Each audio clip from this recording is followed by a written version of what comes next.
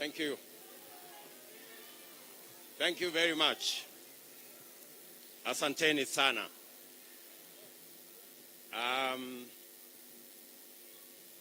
Your Excellencies, Ambassadors, and High Commissioners present, Your Lordships, the Bishops,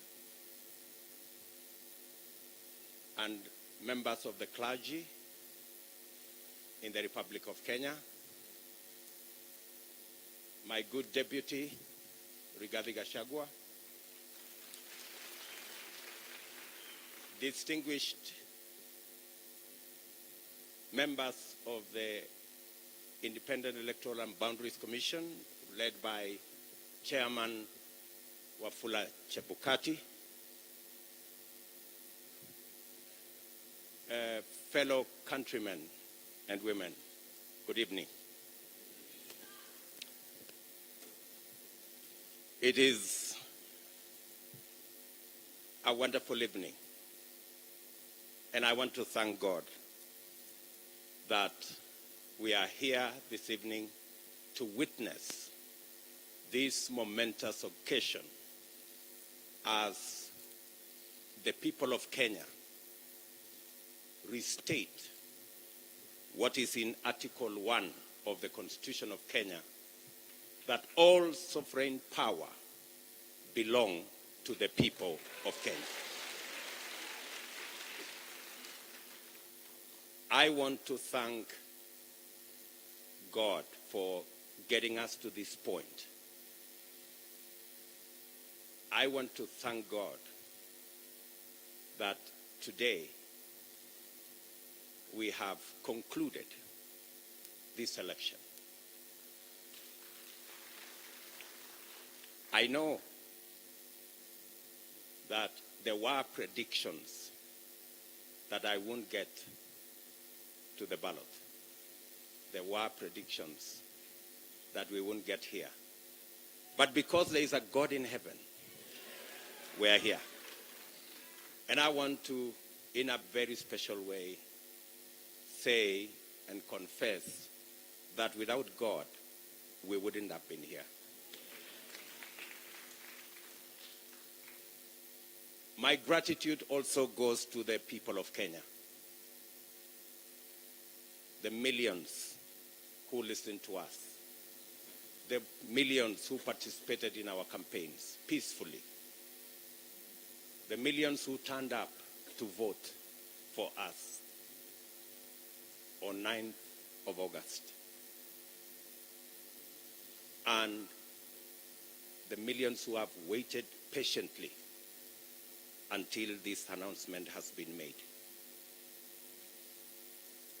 Specifically, I want to thank my fellow countrymen and women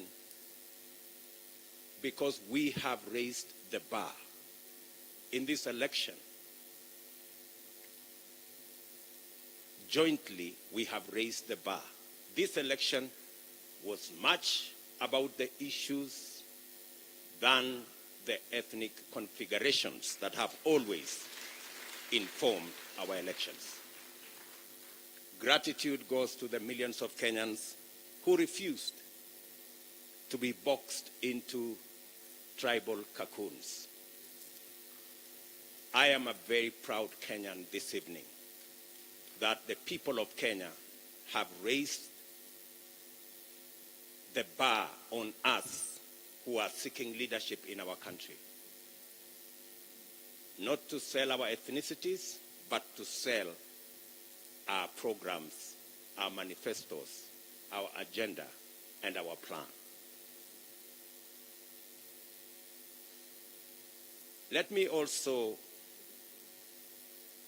say right at the start that in here and in this election, there are no losers. The people of Kenya have won because we have raised the political bar. I want to say that the people of Kenya led by the 14 million who turned up to vote, are the biggest winners.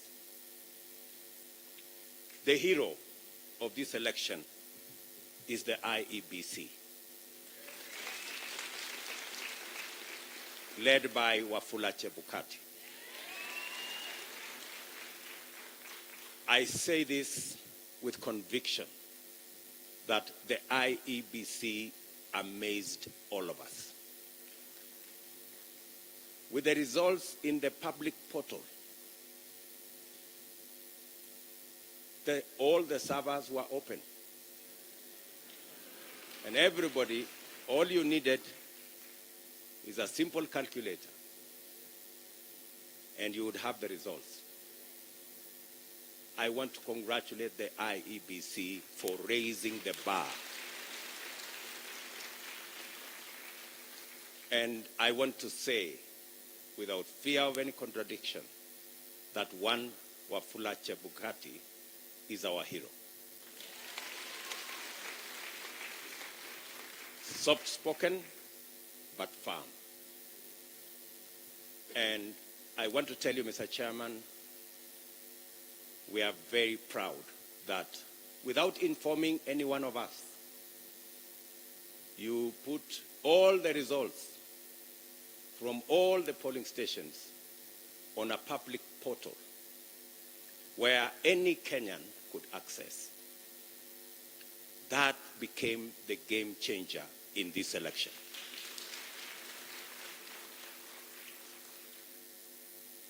Let me also, at this point in time, thank our partners, the religious leaders, who were part of this process right from the beginning. For the first time, we saw religious leaders spend time at this Starling Center and prayed for this process. I am sure their prayers will not be in vain. I also want to thank our development partners,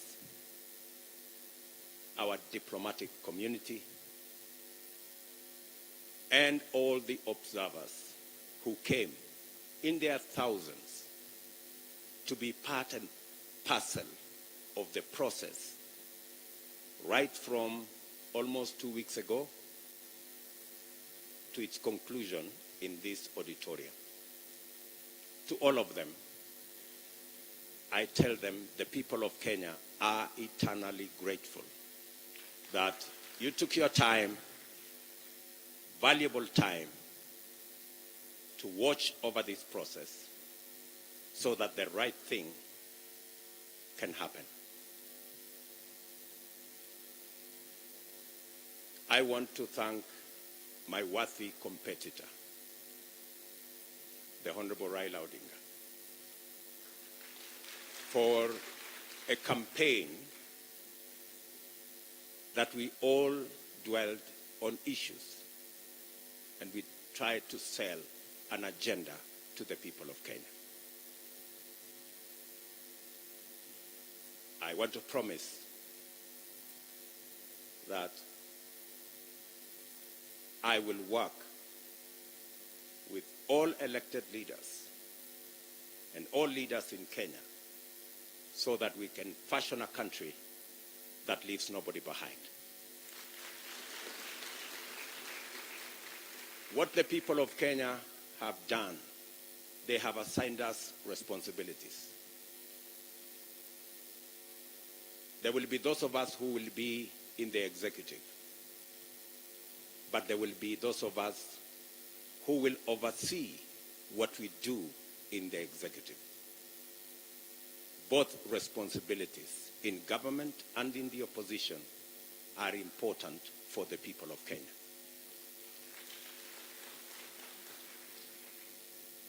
I want to promise the people of Kenya that I will run a transparent, open, democratic government.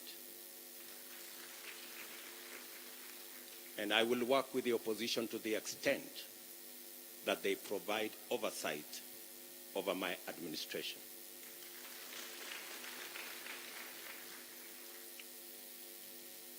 Let me also, at this point in time,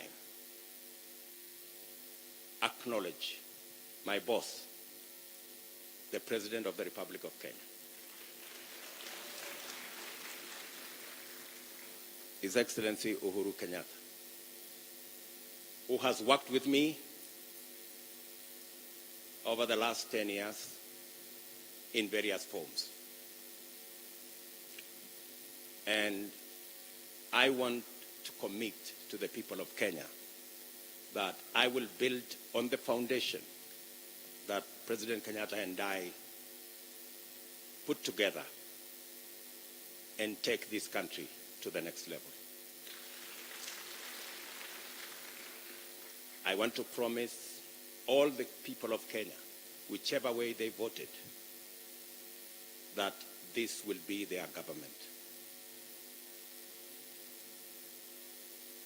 I know many are wondering, especially those who have done many things against us. I want to tell them that they have nothing to fear. There is no room. There is nothing. There is no room for vengeance. There is no room for looking back. We are looking into the future. I am acutely aware that our country is at a stage where we need all hands on deck to move it forward. We do not have the luxury to look back. We do not have the luxury to point fingers. We do not have the luxury to apportion blame. We must close ranks and work together for a functioning, democratic, prosperous Kenya. I want to thank the members of my team,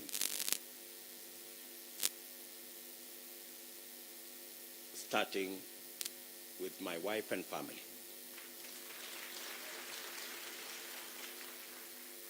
And many other prayer warriors in Kenya. And I want to confess that I have been prayed into victory.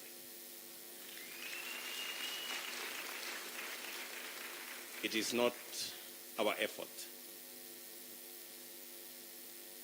And my team knows. We were working against the odds, many odds at that. But I must confess that it is God who brought us this victory. I do not want to mention the many people, many friends who have been part and parcel of this journey.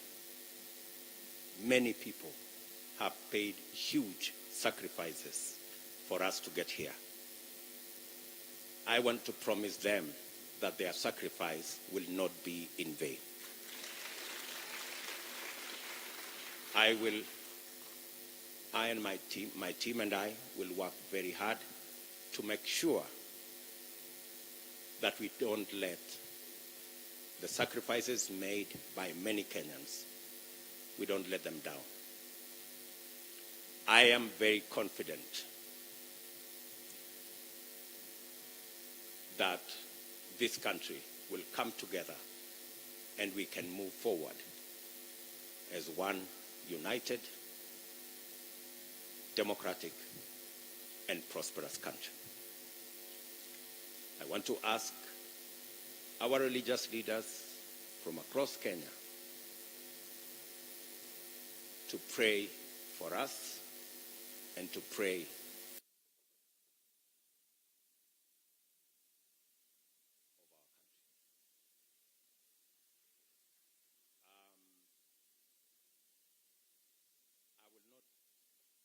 say more than that because I will be making other statements in the course of time. But let me say to all of you, thank you very much for being here this evening to witness this very historic, democratic occasion that moves our country to the next level. And let me thank my very able deputy, Rigathi Gachagua, for the sacrifice and the commitment he has demonstrated and the hard work he has put in, together with all our teams, Musalia Mudavadi, Moses Wetangula, J.B. Muturi, Mr. Mutua, Amazon Kingi, and all. Let me not go down that route because I will disappoint some people, because that list is very long, especially the men and women, members of parliament who were elected with us in Jubilee. And they have paid a heavy price for us to get here. Ladies and gentlemen, waheshimiwa, let me say, I owe you. You are great people. The sacrifices you made, withstanding the many incidences of blackmail and threats, I want to tell you, you have earned your place in the history of Kenya. Because today, we're going to form a government together to serve the people of Kenya. So, with those many remarks, let me say to all the people of Kenya, I give you my word that I will work hard to make sure that this nation moves to the next level, is united and is prosperous. Asanteni sana.